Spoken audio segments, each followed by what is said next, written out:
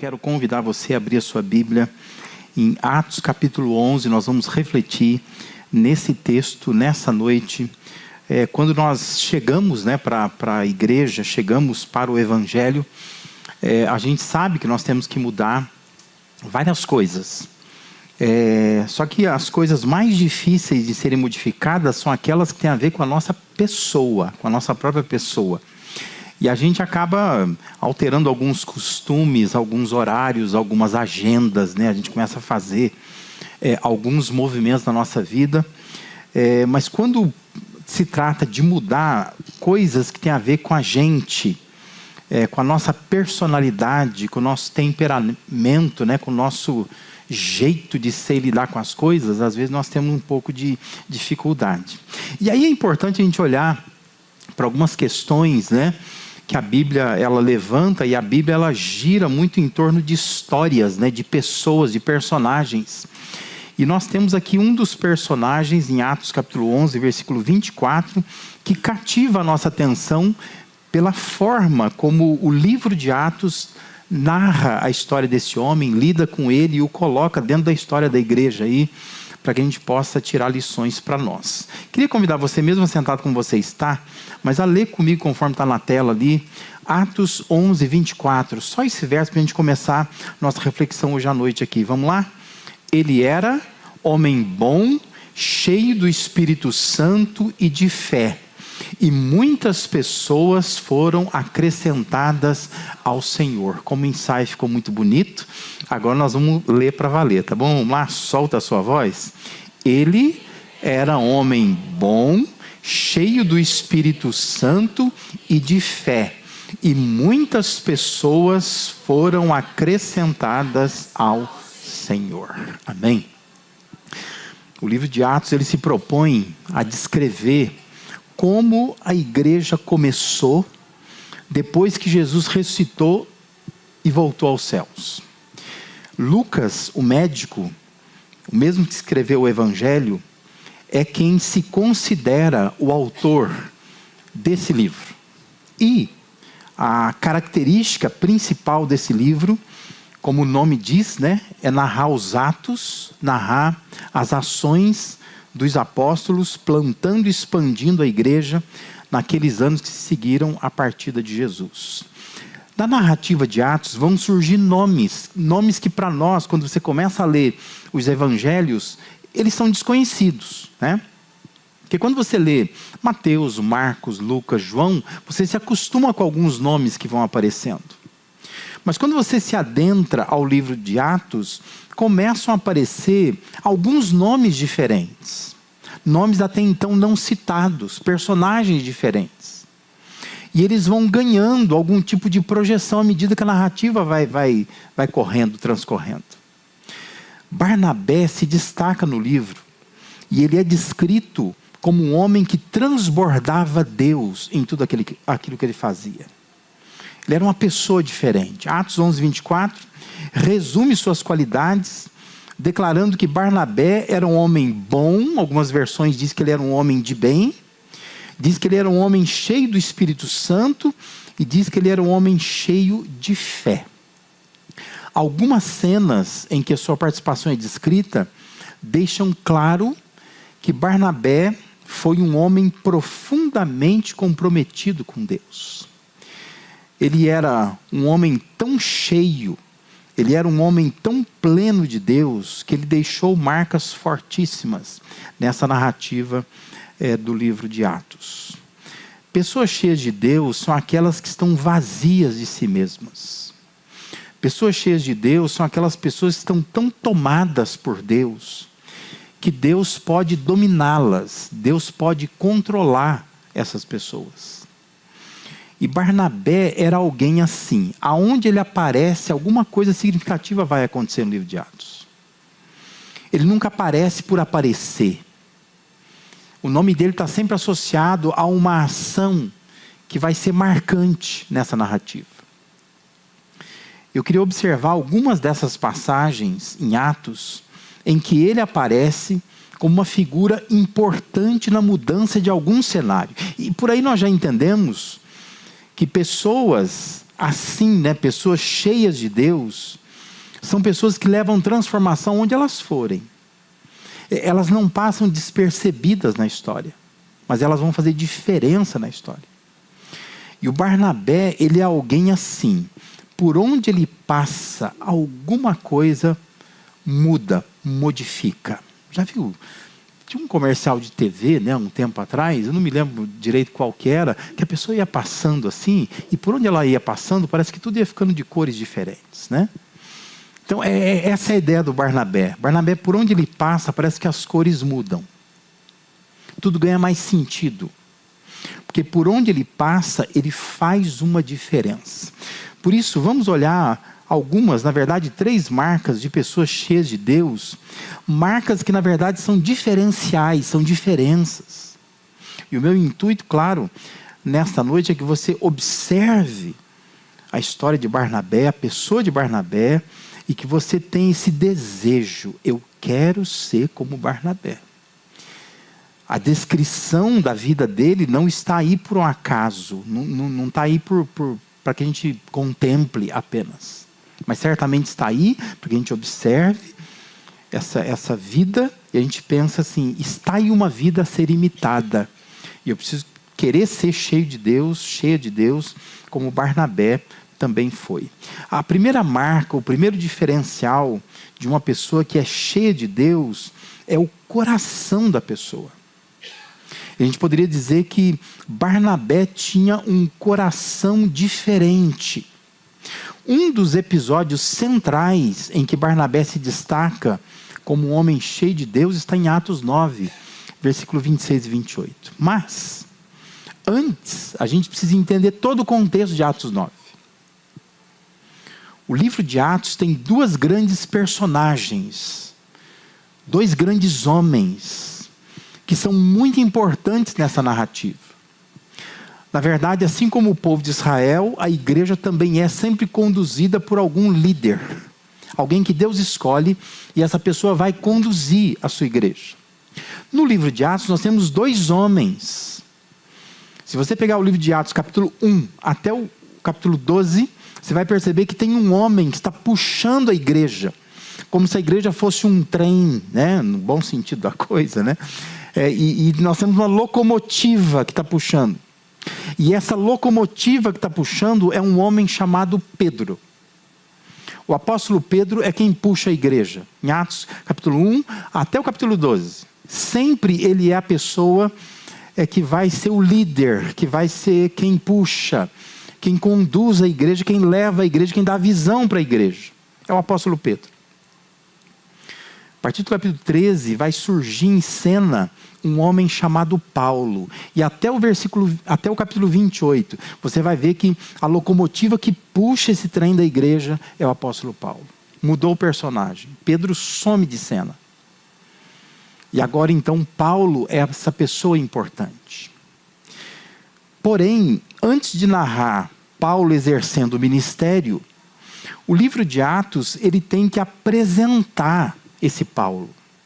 Porque da onde surge o Paulo? Porque o Pedro, nós sabemos de onde ele vem. Ele vem das narrativas dos evangelhos, ele é um dos apóstolos. Mas quem é esse Paulo que vai ganhar uma projeção tão importante na história da igreja? Então, a partir do capítulo 9, começa a apresentar esse homem, que o nome dele, na verdade, era Saulo. E ele era um perseguidor da igreja. Na verdade, a primeira vez em que Saulo é mencionado vai ser no final do capítulo 7. Atos 7,58 diz que as testemunhas deixaram seus mantos aos pés de um jovem chamado Saulo. Primeira vez que o livro de Atos vai mencionar o nome dele. E o capítulo 8 de Atos fala das crueldades de Saulo. Atos 8:1 diz que Saulo estava ali consentindo na morte de Estevão. E aquela morte que é dramática, né? Estevão é apedrejado. Diz que Saulo consentia nessa morte. As vestes dele foram deixadas aos pés deste jovem chamado Saulo. Lá no capítulo 8, versículo 3, diz que Saulo, por sua vez, devastava a igreja, indo de casa em casa, arrastava homens e mulheres e os lançava na prisão. De modo que o capítulo 9 começa falando das intenções que Saulo tinha com relação aos primeiros cristãos, né? Atos 9, versículo 1 e 2 diz que enquanto isso, Saulo ainda respirava ameaças de morte contra os discípulos do Senhor. Saulo é descrito como alguém que para o nosso tempo a gente diria um assassino, um homicida, uma pessoa perigosa, um bandidão, né? A gente tem medo dele. Ele vai sendo descrito dessa forma. Diz que ele, dirigindo-se ao sumo sacerdote, pediu-lhe cartas para as sinagogas de Damasco, de maneira que, caso entrasse ali homens ou mulheres que pertencessem ao caminho, pudessem levá-los presos para Jerusalém. Esse é o Saulo. O livro vai descrevendo o Saulo assim, uma pessoa perigosa, pessoa que é contrária à igreja, uma pessoa que persegue cristãos, manda matar cristãos. Mas aí, a narrativa de Atos diz que Deus intervém na vida do Saulo. E quando você pega Atos capítulo 9, versículo de 3 em diante, diz assim que na sua viagem, quando ele se aproximava de Damasco, de repente brilhou ao seu redor uma luz vinda do céu. Diz que ele caiu por terra, ouviu uma voz que lhe dizia: Saulo, Saulo, por que você me persegue? Saulo perguntou: quem és tu, Senhor? Ele respondeu: sou Jesus, a quem você persegue. Levante-se, entre na cidade, alguém lhe dirá o que você deve fazer. Os homens que viajavam com Saulo pararam emudecidos. Diz que eles ouviam a voz, mas não viam ninguém. Saulo levantou-se do chão e, abrindo os olhos, não conseguiu ver nada. E eles o levaram pela mão até Damasco. Por 3 dias ele esteve cego, não comeu e nem bebeu. De repente, o homem que perseguia a igreja, agora ele está cego. Ele tem uma visão no caminho de Damasco. E aí então diz que Deus convoca um homem, um outro desconhecido que vai aparecer na narrativa de Atos, chamado Ananias. Diz que esse Ananias, ele entrou na casa, impôs as mãos sobre Saulo e disse: irmão Saulo, o Senhor Jesus, que lhe apareceu no caminho por onde você vinha, enviou-me para que você volte a ver e seja cheio do Espírito Santo. Diz que imediatamente algo como escamas caiu dos olhos de Saulo e ele passou a ver novamente. Levantando-se, foi batizado, depois de comer recuperou as forças. Diz que Saulo passou vários dias com os discípulos ali na cidade de Damasco. E aí você vai vendo a narrativa do capítulo 9 de Atos, diz que, versículo 20 a 25, vão narrar que Saulo começou a pregar nas sinagogas. Ele virou um pregador. Ele começa a pregar sobre Jesus. E aquele que era perseguidor da igreja, agora então é um pastor, é um pregador, é alguém que evangeliza. E diz que ele fica ali naquela cidade de Damasco, na Síria, pregando. Só que de repente, o perseguidor passa a ser perseguido. Porque o pessoal começa a dizer: peraí, quem é esse sujeito? Não é ele que mandava prender cristãos, não é ele que mandava matar cristãos, e agora está pregando? E vai dizer o livro de Atos, capítulo 9, versículo de 20 a 25, que o Saulo, ele precisa ser baixado na muralha da cidade dentro de um cesto, para conseguir escapar com vida da cidade de Damasco. E de lá diz que Saulo desce então para Jerusalém, onde era a sede da igreja. Quando chegou na sede da igreja, em Jerusalém, diz que todo mundo estranhou. Por que esse sujeito agora está aqui, se dizendo um cristão? E todo mundo achava que ele era um farsante, que o Saulo estava tentando se passar por cristão, mas ele estava conspirando contra a igreja. Aí nós chegamos então, nesse capítulo 9, versículo 26 a 28 de Atos, que diz assim: quando chegou a Jerusalém, tentou reunir-se aos discípulos, mas todos estavam com medo dele, não acreditando que fosse realmente um discípulo. Olha quem vai surgir na história. Então, Barnabé, o levou aos apóstolos e lhes contou como, no caminho, Saulo vira o Senhor que lhe falara, e como em Damasco ele havia pregado corajosamente em nome de Jesus. Assim Saulo ficou com eles e andava com liberdade em Jerusalém, pregando corajosamente em nome do Senhor. Você consegue entender a importância do Barnabé na história do Saulo? Porque a gente olhando daqui para lá, você diz assim, mas o Saulo é o apóstolo Paulo. O Saulo é o homem que vai levar a igreja depois que o Pedro desaparece na narrativa de Atos. O Saulo é o Paulo que vai escrever 13 cartas de que não há dúvida de que ele escreveu o Novo Testamento. O Saulo é o Paulo que doutrina a igreja, que conduz a igreja, que corrige a igreja. Só que lá, eles não tinham essa confiança nesse tal de Saulo. Eles olhavam para o Saulo dizendo assim, esse homem é perigoso. Ele deve estar se fazendo de cristão só para pegar mais cristãos e matar mais cristãos. Nesse cenário entra quem? Entra o Barnabé. Aí você percebe o que é uma pessoa cheia de Deus? Paulo precisava de alguém cheio de Deus que o apresentasse à igreja, à sede da igreja em Jerusalém.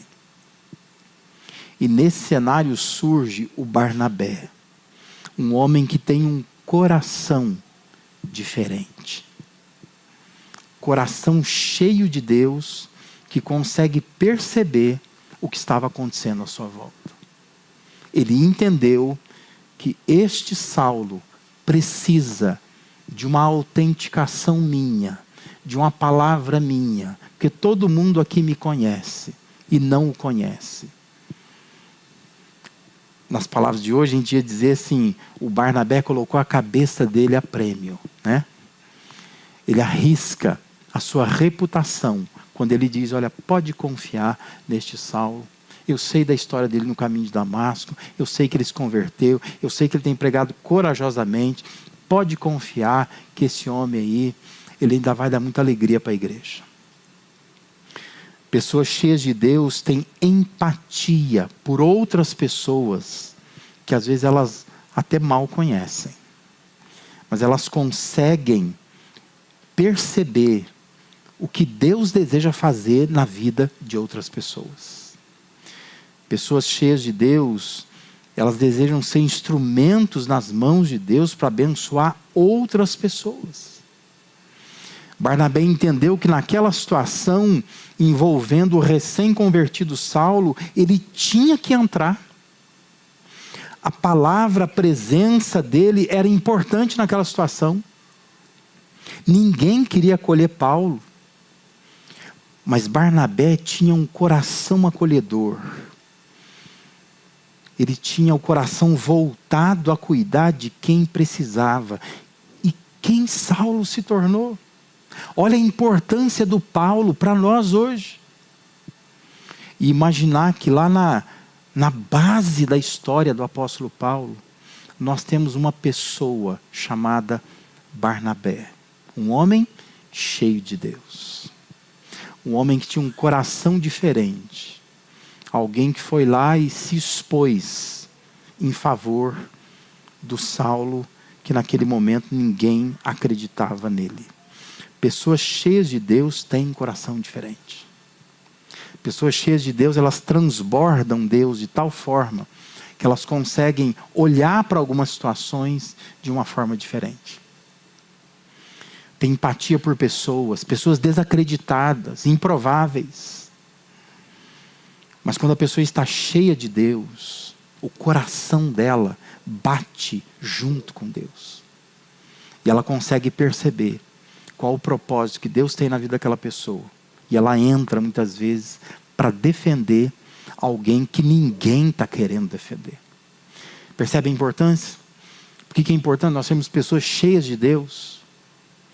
Porque nossas decisões serão tomadas do jeito como Deus gostaria que a gente tomasse. E nós vamos abençoar pessoas pessoas que talvez ninguém esteja disposto a abençoar, a cuidar, mas a pessoa cheia de Deus, ela vai olhar para aquilo e vai dizer, olha, o meu coração é diferente, porque o meu coração, ele consegue ter sensibilidade para com as pessoas, aquilo que está acontecendo com pessoas que estão sendo rejeitadas.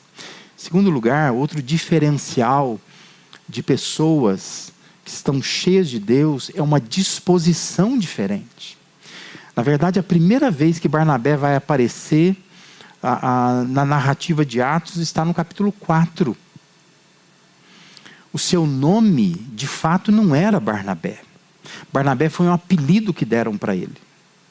O nome dele é José.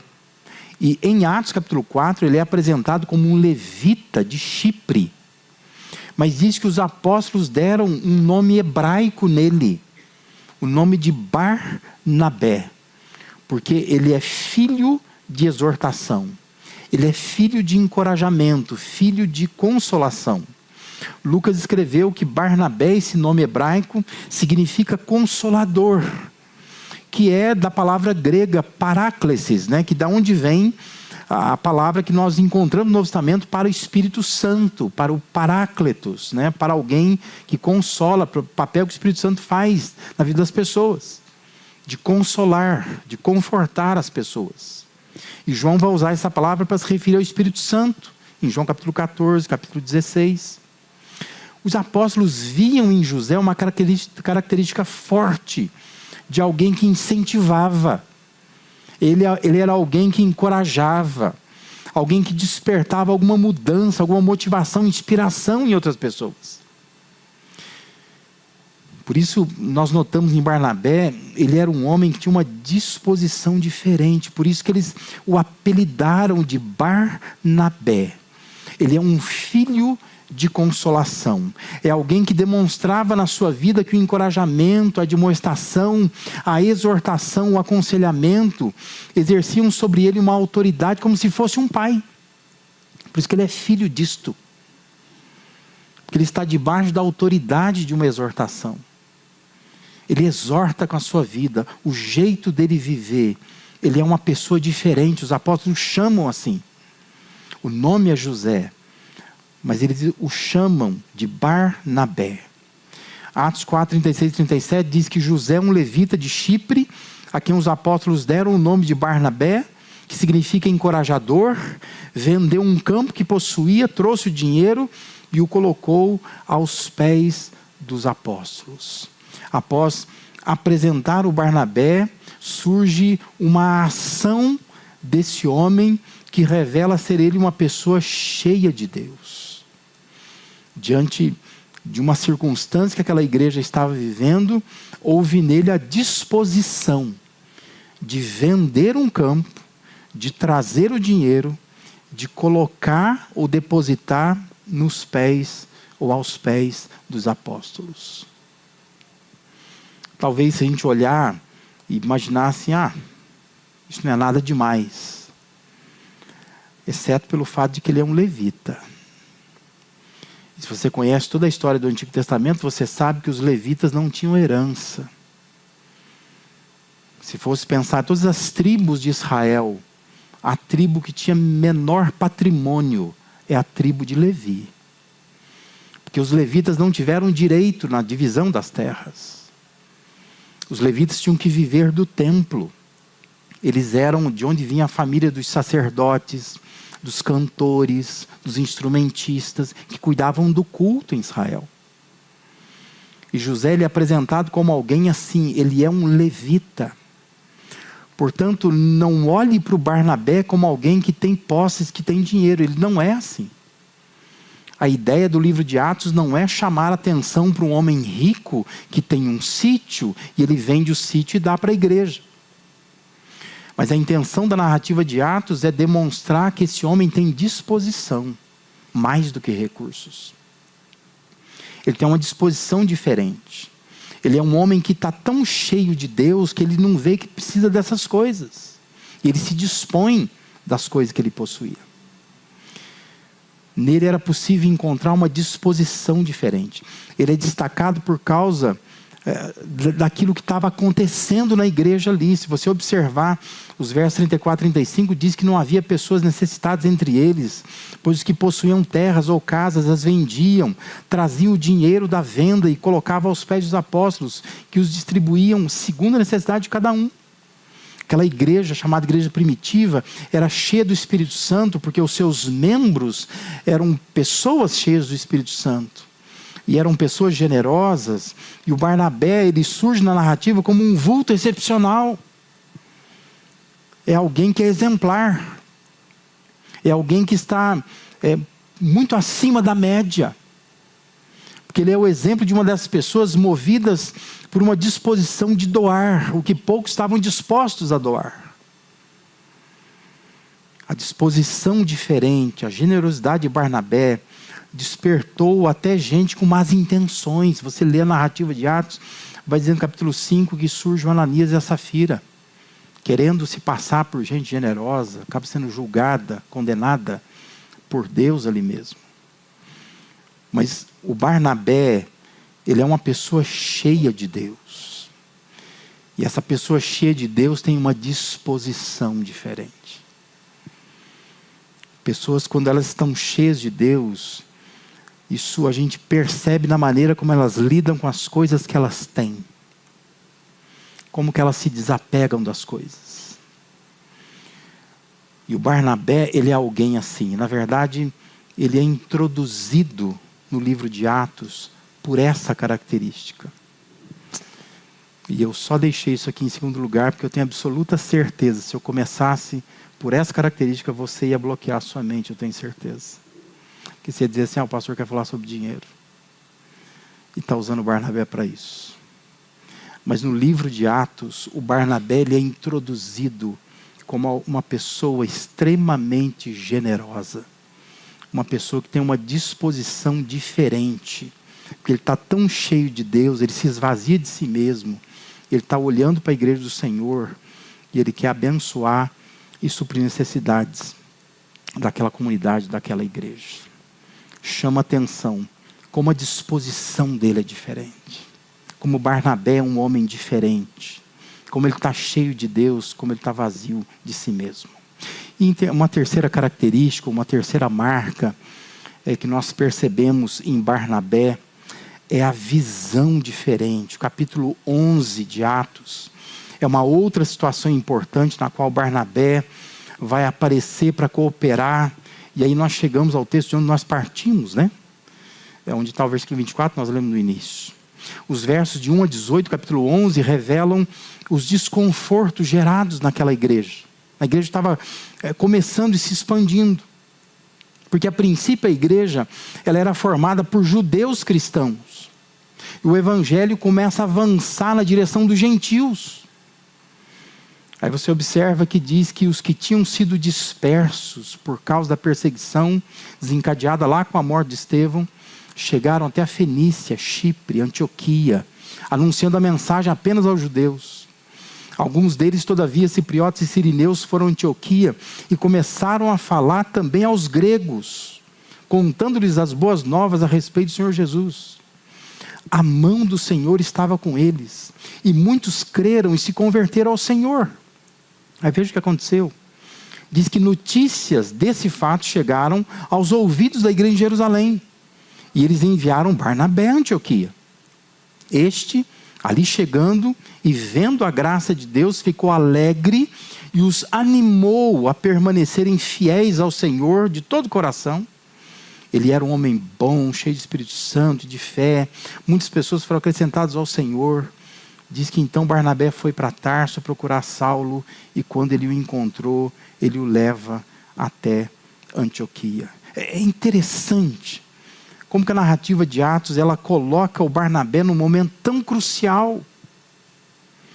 Pessoas cheias de Deus, elas têm a visão de Deus.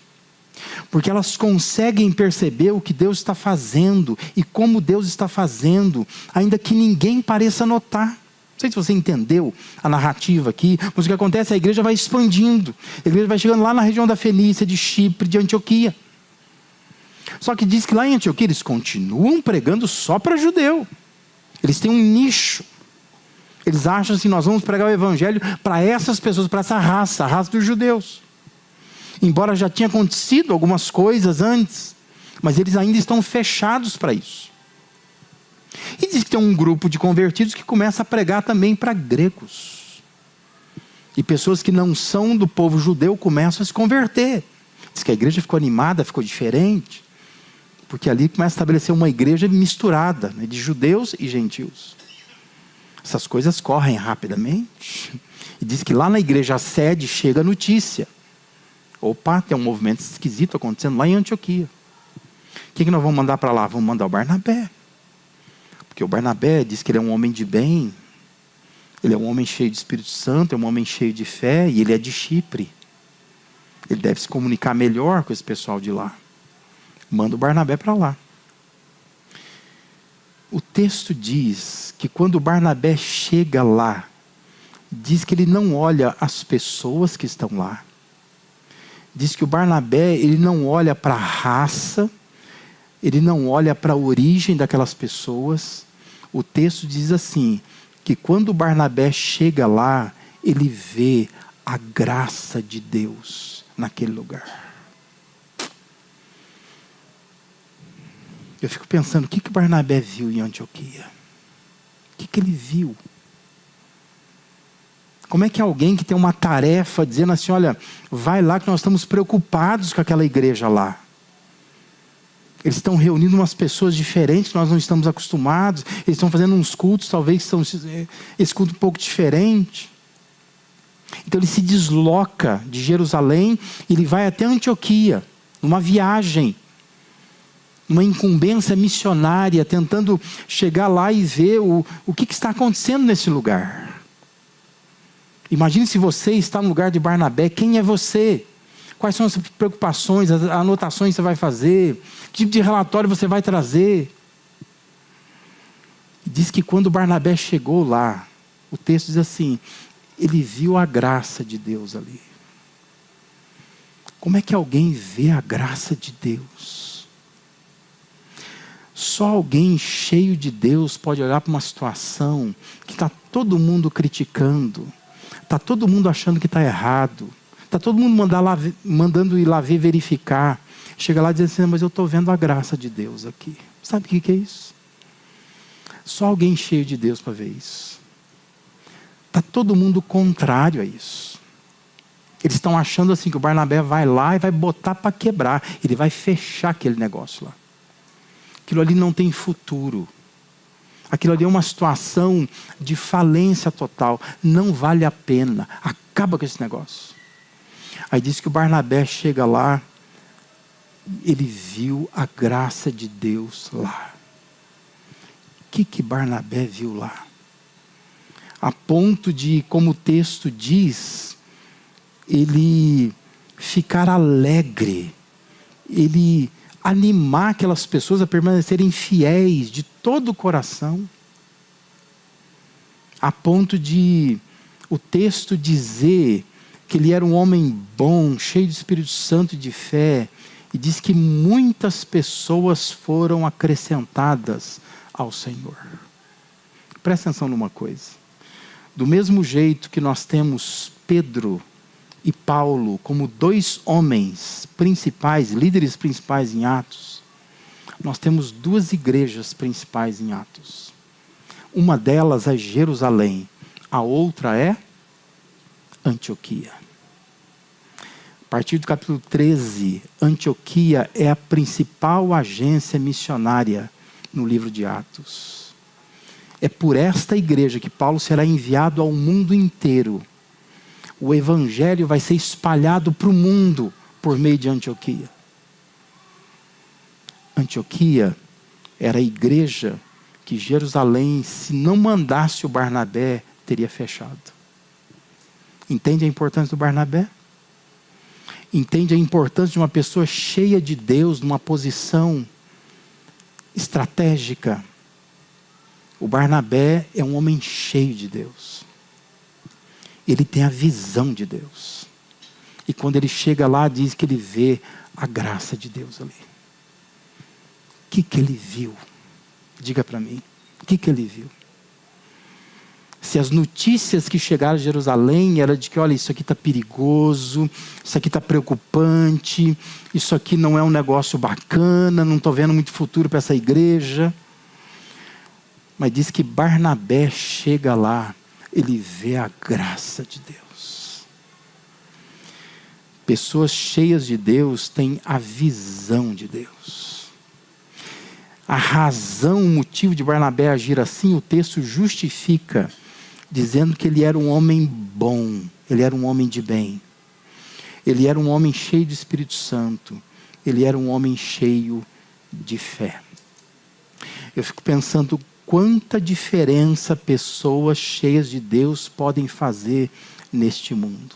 Você percebe por que a Atos está destacando um homem como Barnabé? Porque Deus está precisando de pessoas cheias dele. Que diferença fará no mundo pessoas cheias de Deus? Porque o mundo então terá pessoas com um coração diferente, pessoas com uma disposição diferente, pessoas com uma visão diferente, visão para abençoar. Então, meu irmão, minha irmã, a minha oração é que você ore nessa noite dizendo a Deus, Deus, me faça um Barnabé. Eu preciso ser uma pessoa cheia de Deus. Eu preciso ter coração sensível. Tem gente à minha volta como Saulo. Gente desacreditada. A gente precisa pegar na mão dela e andar com ela. Eu preciso ser um Barnabé. Gente que ninguém acredita, ninguém confia. Mas será que se eu andasse, se eu fosse um discipulador como Barnabé era, eu não faria diferença na vida dessa pessoa? Talvez você tenha que se dispor nessa noite. Deus, eu quero ter disposição do Barnabé. Eu quero doar, não é por ter coisas, mas é por ter uma disposição de doar. De observar situações e pensar, eu estou aqui disposto a fazer alguma coisa. Como Barnabé era. Talvez tenha que orar nessa noite e dizer, Deus, me dê a visão, aquela visão que Barnabé tinha. Quando ele chega numa comunidade, num lugar, numa cidade, numa igreja, onde está todo mundo dizendo assim, ó, vai lá ver, mas aquilo ali acho que é para fechar. E diz que ele chega lá e ele vê a graça de Deus ali. E ele abençoa aquele lugar. E aquela igreja se torna a maior agência missionária que nós temos registrada no Novo Testamento. Quem é esse homem, Barnabé? Homem cheio de Deus. Quem nós seremos se nós formos pessoas cheias de Deus?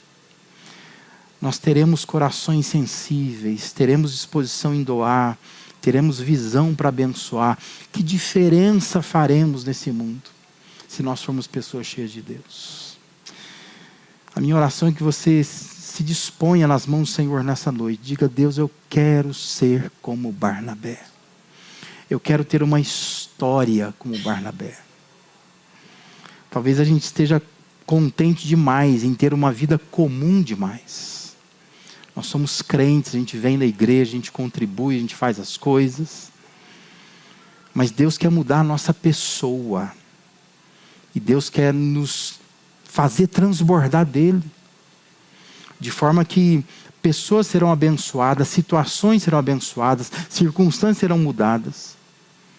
Por causa da nossa presença, a maneira como nós vamos lidar com a vida, a maneira como nós vamos lidar com situações, a maneira como nós vamos lidar com a própria igreja. Porque nós seremos como Barnabé, pessoas cheias de Deus.